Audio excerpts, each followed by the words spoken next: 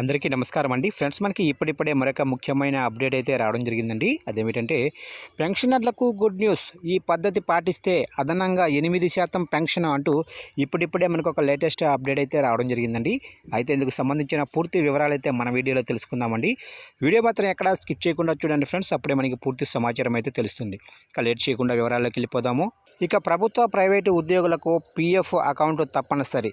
ఇక రిటైర్మెంట్ తర్వాత పెన్షన్ కూడా వస్తుంది. ప్రతి నెల ఉద్యోగి జీతం నుంచి 12% పీఎఫ్ అకౌంట్లో జమ అవుతుంది. అయితే పెన్షనర్ 58 ఏళ్ల నుంచి కాకుండా 60 ఏళ్ల నుంచి పెన్షన్ అందుకోవటం ప్రారంభిస్తే ఏకంగా 8% అదనంగా పెన్షన్ అయితే లభిస్తుంది. అది ఎలాగో తెలుసుకుందాము. ఒక వ్యక్తి 10 ఏళ్ల పాటు భవిష్య నిధికి ప్రతి నెల కొద్ది మొత్తం జమ చేస్తే 58 ఏళ్ల నిండేసరికి పెన్షన్కు అర్హుడవుతాడు. అయితే అదే పెన్షనర్ 58 ఏళ్ల నుంచి కాకుండా 60 ఏళ్ల నుంచి పెన్షన్ డ్రా చేస్తే అదనంగా పెన్షన్ అయితే పొందవచ్చు. అంటే 60 ఏళ్ల నుంచి పెన్షన్ తీసుకోవడం మొదలు పెడితే 8% అదనపు పెన్షన్ అయితే వస్తుంది.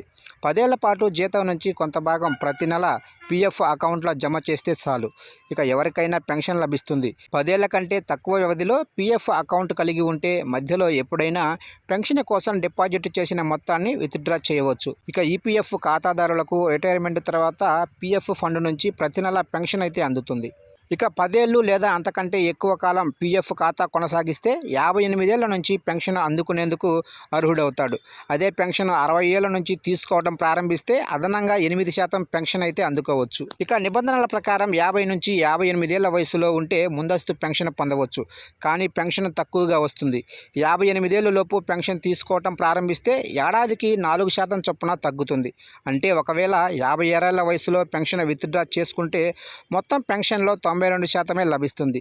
ఇక పీఎఫ్ ఖాతాలో 10 ఏళ్ళు పూర్తయిన 50 ఏళ్ల లోపు మీ వయసు ఉంటే పెన్షన్ క్లెయిమ్ చేయలేరు. ఉద్యోగం వదిలేస్తే మాత్రం పీఎఫ్ నిధుల్ని మాత్రమే విత్డ్రా చేసుకోగలరు. ఇక పెన్షన్ మొత్తం మాత్రం 58 ఏళ్ళ తర్వాతే లభిస్తుంది. అదే 58 ఏళ్లకు కాకుండా 60 ఏళ్ల వరకు వేచి చూసి పెన్షన్ పొందితే మాత్రం అదనంగా 8%, ఏడాదికి 4% పెరుగుతుంది.